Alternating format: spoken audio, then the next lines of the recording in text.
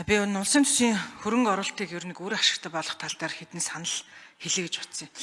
Нэгдүгээр сая улсын хурлын даргын захирамжаар ажлын хэсэг байгуулагдаад энэ улсын төсвийн бас ачаал үзүүлээд байгаа хуулиу за дээрээс нь улсын төсвийн үр ашигыг ер нь яаж сайжруулах вэ гэдэг одоо ажлын хэсэг гарч ажилласан. Энэ ажлын хэсгийг би ахлаад эх 7 хоногт бид бараг 40,000 орноор санал дүгнэлтэд танилцуулахаар ажиллаж байгаа. Намын төлөөлөлд орсон.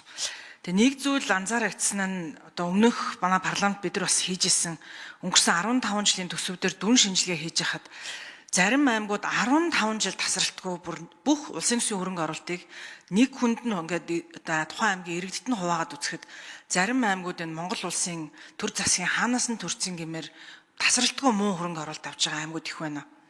Тэгээ зарим нь хөөцөлгөө сайтай болохоор энэ гишүүд нь гүйж агаад байнгын орооны дарга болохоор сайд болохоор тасралтгүй сайн хөрөнгө оруулалтыг татдаг аймагуд байна. Энүүнийг нэг болиулах тал дээр юун төлөө одоо бид нар эдийн засгийн хөгжлийн яамтай хариуцсан сайттай боллоо нэг анхаармаар байна. Тэгээ үүний тод жишээ нь манай Баруун аймгаас Говь Алтай аймаг сүүлийн 15 жил ер нь тасралтгүй муу хөрөнгө оруулалт татчихсан. Тэгээ үүний үр дүнд өнөөдөр Говь Алтай аймаг баруун бүсээс 42.4% ядуурлаараа улсын хэмжээнд бүх аймагуудаас хамгийн өндөрт. Төвийн бүсээс болохоор бас Булган аймаг бас одоо өрх юм тасралтгүй муу хөрөнгө оруулалтад татдаг. За ингээд улсын төсвөөс ерөөсө хөрөнгө оруулалт оруулдаггүй гэсэн үг. Тэгээ энүүний үр дүнд бас одоо ядуурлахын төвшнгөөр 38.7%. Говийн бүсээс Говь Сүмбэр дунд Говь гэж нэг 2 аймаг улаасан ерөөсө хөрөнгө оруулалт байхгүй. За ингээд энүүний үр дүнд бас энэ аймаг одоо Говь Сүмбэр аймаг бол ядуурлаараа Говийн бүсээс нэгт. Зүүн бүсээс Дорнод аймаг улсын төсөв төвлөрүүлдэг аймаг мөртлөө өөрснөө уул уурхаатай баялагтай ийм аймаг мөртлөө зүүн бүсээс хамгийн муу хөрөнгө оруулалттай. За бас ядуурлаараа 37.1%. Тэгэхээр энүүнийг нэг одоо нэг улсын төсвийн хөрөнгө оруулалтыг ийм зарчмаар бид нэр өгнө гэдэг нэг тийм зарчмыг тогтоох хэрэгтэй юм шүү. Хэрвээ ингэж байвал энэ ус одоо энэ зарим аймагуд бол хүн амаа алдаад дуусчихна.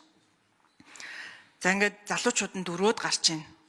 Тэгээ энэ аймагуд бол ядуурлахын циклээс ерөөс гарахааргүй болж байна. Тэгээ үүн дээрээ та бүхэн анхаарахгүй юм. Тэгэхээр зарим аймаг бол одоо тасралтгүй сайн. Бусад аймагуудаас ер нь бараг 10 дахин энэ төр хөрөнгө оруулалт сүүлийн 15 жил авсан байна. Тэгээ манай Хүсгэл аймаг байна. Тасралтгүй сайн хөрөнгө оруулалт татдаг. Орхон аймаг байна. Яагаад ч тасралтгүй сайн хөрөнгө оруулалт татдаг. Тэгэхээр энэ нь хөөцөлгөөний юу гинэ. За ингээд хөөцөлгөөгөр хөрөнгө оруулалтыг татвар төлөгчдийн мөнгийг шийддэг биш. Зарчмаар стратегиэр одоо яг юм одоо хөрөнгө оруулалтаа шийддэг нэг ийм зарчим руу ормоор байна. Хоёр дахь нэг асуудал нь энэ хөрөнгө оруулалтуудыг бид нар арай гэж төлөвлөөл бид нар нэг хөрхийн улсын хурлын гишүүдийг бараг л энэ хөрөнгө оруулалтын мөнгө төсвийг шийддэг юм шиг болдог. Тэгээ өнгөрсөн хугацаанд би нэг хэдэн жил 4 жил гишүүн бахта хэдэн сургууль цэцэрлэгийн араас хөцөлтөлсөөр байгаа л таарсан. Тэгээ тэрүүнийгээ бүр нэг одоо нэг өөрийнхөө бараг хойдлын хаашаантай барих гэж байгаа итэл юм болтыг. Газрынхын асуудлыг нь шийдэх гээл нийслэлтэй яриад дүүрэгтэй яриад тэгэхээр энүүнийг ер нь энэ эдийн засгийн хөгжлийн яамн дээр нь улсын төсвийн хөрөнгө оруулалтын бэлтгэлийг хангадаг тусгаалan бүтцтэй болмоор юм шиг харагдаж байна. Тэгээ энэ дээр одоо жишээл эх жил энэ олон сургуулиуд барина гэхэд Баянзүрх дүүрэг дээр боловсролын яамнаас нэг хариулаад өгөөч. Эх жил хэдэн сургууль барих вэ? Газар чөлөөлтүүд нь хийгдсэн үү? Үүн дээр нэг анхаарч өгөөч. За дээрэс нь энэ аймгийн засаг дарга нартай одоо энэ олон төсвийн хөрөнгө оруулалтуудыг чинь аймаг руу хуваагаал хийлэн тавина. Тэгэхээр эднэртэй байгуулдаг гэрээгнийхээ үр дүнгийн гэрээг нэг сайжруулаач. Энүүнийг би бол одоо дүгндэг гэж бол бараг бодохгүй байна. Энүүнийг эрхвш нэг төсөв нь хэрэг хитэрсэн бол нэг хариуцлага тооцно гэж байгаах. Үүнээс цаашаа бол бараг байхгүй байгаад байна.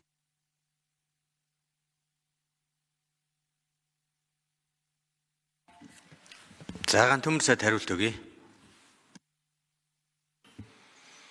За Булгантайгийн гишүүн айхтар анзаарсан байна. Ер нь бол энэ цөөхөн нөгөө гишүүнтэй аймагуд ингээ үлдээд байдаг. Нэг төлөөл, хоёр төлөөлөлтөд нь үлдээд 3-4 гишүүнтэй нурагшаа яваад хөрөнгө оруулалт татсан ийм тохиолдол бол асар их байгаад байна.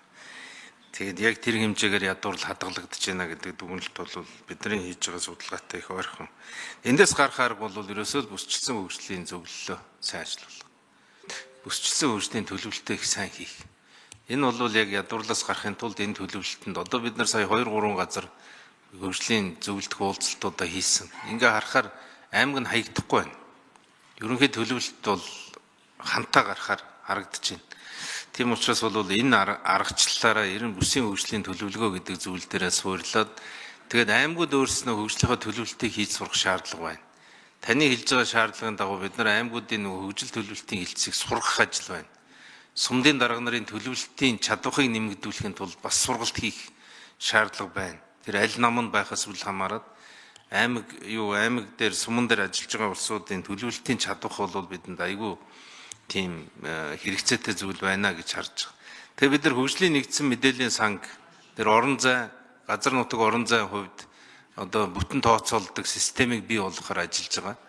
Тэгээд одоохондоо бол энэ систем худалдаж авах хөрөнгө байхгүй учраас бид нар Азийн банк болоод бусад донорудаас гуйсан маягтай байна. Гэхдээ бид нар бол ойрын үед энийг авчих болов гэж бодож байна. Тэгэх юм бол таны хэлдгээр тухайн аймаг дээр ямар хөрөнгө оруулалт оров, ямар явцтай байна, ямар үр дүнтэй байна, ямар зай шаардлага байна гэдэг ингээд том зургаар нэг платформ дээр ороод ирэх юм бол их хурлын гишүүд нь ч хараад мэддэг, яамдууд нь ч хараад мэддэг, сумын дарга нь ч хараад мэддэг, аймгийн удирдлагч ороод мэддэг гэдэг нэг ийм платформ хийчих юм бол ерөөсөө тэр мэдээллийн нэгдсэн сан бол өөрөө хаана юу дутагдж байгааг хэлж өгдөг, хаана ямар боломж байгааг гаргаж өгдөг. Ингээд энэ бол өөрөө хөгжлийн бодлого төлөвлөлтөнд асар том үр гүйцэтгэх юм байна гэж бид нар харж байгаа. Тэгээ олон газрууд тэр программыг түрээслээд байгаа. Тэгээ энийг Монгол улс нэг газар эдийн засаг хөгжлийн яам дээр авчия. Тэндээсээ бусад нь шеэрлээд явъя гэхгүй бол бүгд нэг програм, нэг платформ бүгдээрээ төлбөр төлөөд тусдаа хэрэгэлдэг. Ингээд нийт өгж байгаа зардал өртөх нь бол их өндөр гарчаад байгаа. Ийм зүйл байгаа учраас энэ нэгдсэн мэдээллийн сангаа хэдүүлээ үүсгээд ингээ явхад таны хэлж байгаагаар энэ төлөвлөлтийн асуудал дээр мапан гарахгүй, хоцрогдохгүй, зарим нэгэн завшихгүй ийм зүйл бол байгаа гэдэг хэлмээр. За Бачаргал төрийн нарийн бичгийн дарга 4-р эндрээс. За Булгантай ягшин асуултанд хариулъя.